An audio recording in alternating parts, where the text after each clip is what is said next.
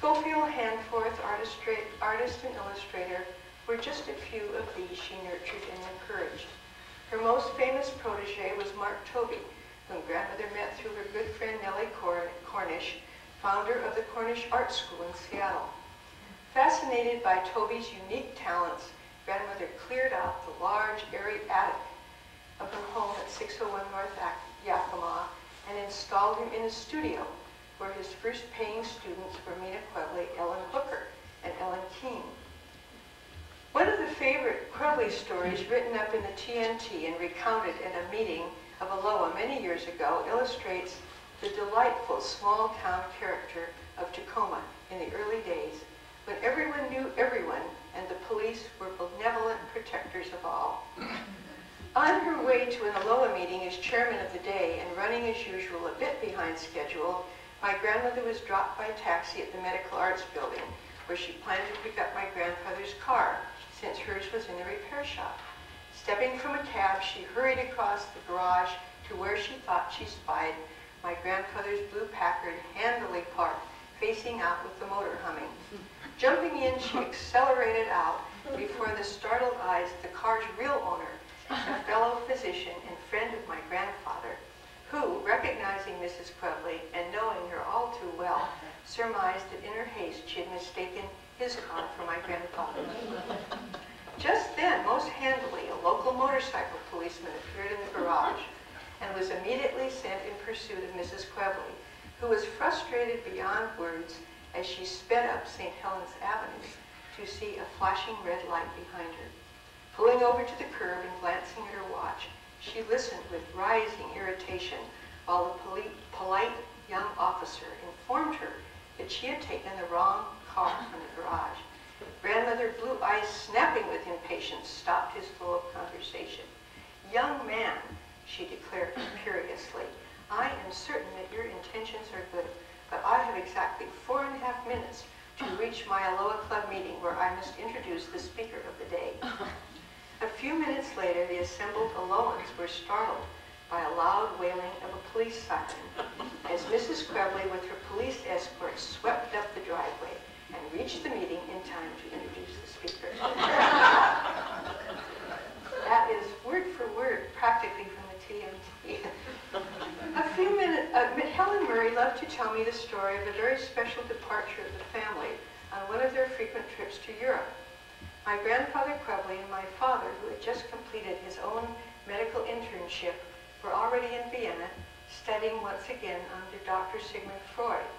Grandmother and their 3 grown daughters, my aunts, were to join them in Vienna, where the entire family would spend another 2 to 3 years studying and traveling. On the day of departure, the Union Depot was jammed with friends of the family and beaux of the Quveli girls, carrying enormous bouquets of roses, bottles of champagne, and other lavish farewell gifts. Someone had hired a jazz band to play on the platform, and several photographers from the local papers were wandering amidst the mountains of luggage which had been sent ahead to the depot. The jazz band played on as everyone stood about, sipping champagne and watching the porters load the luggage aboard the train, which stood ready for departure. But the Quveli party had not arrived. Frantic friends found the country club house, which in those days was a good 40 minutes drive from the depot. Frantic servants on the other end reported that Mrs. Quveli and the girls were en route. The train whistled and began to move from the depot, just as 2 cars full of Quveli ladies, coats, packages, and last-minute purchases sped down the ramp. Grandmother, leaping nimbly from the first car, surveyed the situation and immediately took charge. Pointing at the large assortment of young men holding bouquets, she ordered them into cars. They were to speed up the street to where the train must cross Pacific Avenue and block the tracks. Tossing straw hats and roses aside, the bevy of beaux sprang into action. A startled engineer rounding the curve of track saw 2 huge shiny cars parked crosswise, effectively blocking his train. As the train ground to a halt, my aunts had time to kiss their beaux, and amidst champagne, flowers, laughter, and tears, they and my grandmother were unceremoniously boosted onto the train. They were in extraordinary couple, my grandfather Kristen Quveli Sr. and my grandmother Marie. He was a brilliant young physician born in 1864 in Norway, eldest of 7 children, in a household where scholarships and pursuits of the mind took top precedence. All 7 children, including his 4 sisters, were university graduates, exceptional in that era. The family emigrated to the U.S. when Kristen was 7 and settled in the Midwest. Chris was the youngest member of his graduating class from medical school, and immediately after graduating departed for Europe, where he spent the next 3 years doing graduate work in Vienna, which was then the acknowledged center for scientific study in Europe. During his stay in London, in Norway, at the home of his uncle, he met the great composer Edvard Grieg and heard him play there in private concert. He also met and formed a lasting friendship with tall, hawk-like explorer Roald Amundsen, who would soon become the first man to reach the South Pole. This friendship lasted until Amundsen's death, and each time he visited the Northwest on a speaking tour, he stayed with the Quevelis. A few years before his tragic disappearance at the North Pole, he presented my grandfather with a magnificent wooden model of the ship Yoa, on which he had navigated the ice pack of the Northwest Passage. This ship had been beautifully and painstakingly carved by one of Amundsen's sailors and held a place of honor in my grandfather's and my father's medical offices. Darkly handsome with startling blue eyes, Kristen Sr. cut a dashing figure riding his black stallion Satan through the mud of Pacific Avenue when he arrived in Tacoma in 1888. Clothed European style in a black beret, with a cape slung over his shoulder, he sported a mustache to add prestige to his youthful face. On his first house call, he was rebuffed at the door by the mother of a sick child who declared, "I sent for a doctor, not for a boy." But recognition of his skill and superb training as a physician came quickly when a great typhoid epidemic besieged Tacoma. There was only one small local hospital at that time, accommodating 24 patients. Private homes and boarding houses were overcrowded with emergency beds for the sick, and the few doctors in the community were not acquainted with some of the very newest medical techniques which young Dr. Quveli had recently studied in Vienna. During those critical weeks, he was mustered into service 24 hours around the clock, and his knowledge and skill established him in the community as a young physician of merit. In 1892 and again in 1901, he went abroad for extensive study to Berlin, London, and Vienna. In Vienna, he had the enormous privilege of working and studying under the great Dr. Sigmund Freud, the father of psychoanalysis. Again in 1909, this time with his wife Marie and 2 eldest children, Kristen Jr. and Catherine, he returned to Europe for further study. In his early years of practice, Dr. Quveli was particularly concerned with the worldwide problem of tuberculosis. He served as president of both Washington State and National Tuberculosis Associations and was a U.S. delegate to the International Anti-Tuberculosis Convention in Budapest. When he entered upon this office, there was no tuberculosis legislation in the state of Washington, no leagues, no sanatoria, and no visiting nurses. At the end of his term as president, there were 4 new county sanatoria, 25 visiting nurses, and many well-organized leagues. This dramatic age in medicine's rapid march of progress exacted courage as well as skill on the part of a physician. Exceptionally endowed with both these qualities, he pioneered successfully in many branches of his profession. He was the first physician to administer diphtheria antitoxin, which he brought from Europe, to a group of children during a serious epidemic in Tacoma. The excellent results were dramatic and rewarding. He was also the first physician in the Northwest to collapse a lung, a new treatment for tubercular patients. He was idolized by his multitudes of patients in the early days as the horse and buggy doctor who rode far into the night to deliver a baby or administer to some desperately ill person. His generosity was legendary, and if the larder looked bare to his keenly observant eye, a load of groceries, wood, or even a milk cow would mysteriously appear. He was first and last a humanitarian, and stories of his benevolence are legion.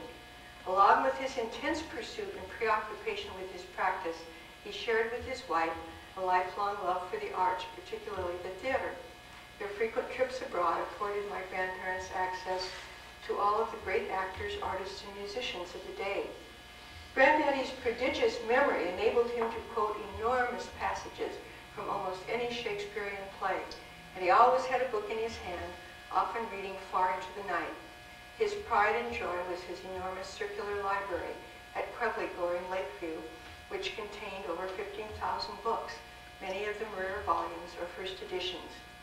My grandmother, Marie, was a full 19 years younger. She was more the typical Norwegian, tall, slim, and striking, with red blonde hair and wonderful deep blue eyes.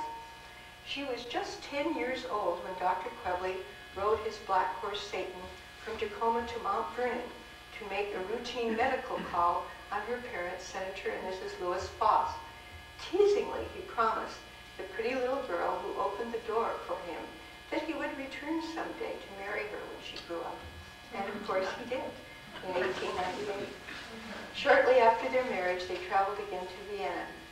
Turn-of-the-century Vienna was a magical world where the Danube flowed in song and reality, and everyone danced the Viennese waltz and whistled the haunting melodies of Johann Strauss, the younger. My grandmother once said that it was the only city where one's cleaning lady came to work whistling an aria from the opera she had seen the night before. Brahms, wealthy and revered, was still alive in Vienna. Gustav Mahler was directing the Royal Orchestra, and the sun glittered on the brilliant white Baroque buildings as the old Emperor Franz Joseph rode out along the Ringstrasse, nodding benevolently at the cheering crowds. The charm, gaiety, and splendor of the city was unmatched then, even by Paris and London, in those golden days of pre-war I. The youth of Vienna thronged to the popular coffee houses to talk politics or discuss last night's performance of the ballet or the opera. Their elders nibbled Linzer-Torte and sipped Kaffee-Mitch Schlagelbers at DeMille's or at the famous old soccer hotel tea room. Across the beautiful city in park-like surroundings was the renowned medical university, epicenter of Europe's scientific world. There learned men and women from all over the globe came to study under the great scientists Freud, Adler, Jung, and von Pirquet.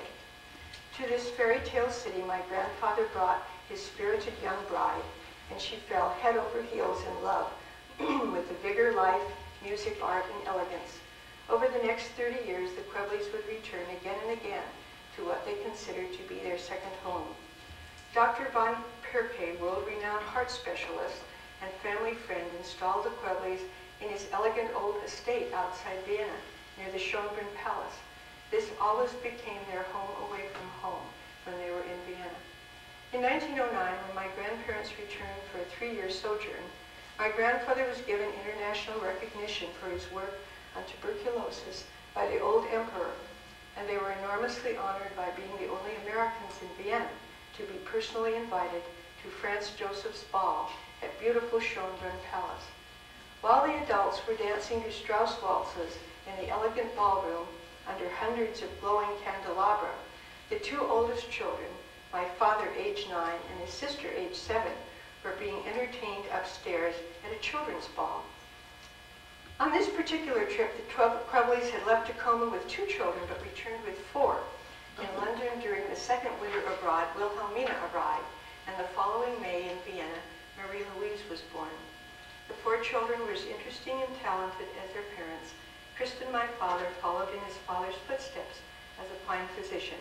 As a child, he got his start by riding with my grandfather in his horse and buggy on his rounds. The youngest girls, Mina and Mary Lou, were exotically beautiful with black hair and brilliant blue eyes and olive skin. They were multi-talented in the arts.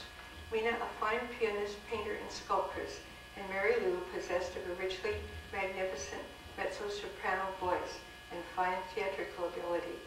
Mina studied here in Tacoma with Mark Tobey and Archipenko before going to New York and acquiring her own studio, where she was recognized in one-man shows and jury exhibits. There was a delightful Aloha clipping May 1st, 1939, from the TNT. Quote, Miss Quveli heard by Aloha. Members of Aloha met Monday as guests of Miss Margaret Long at her home on Prospect Hill.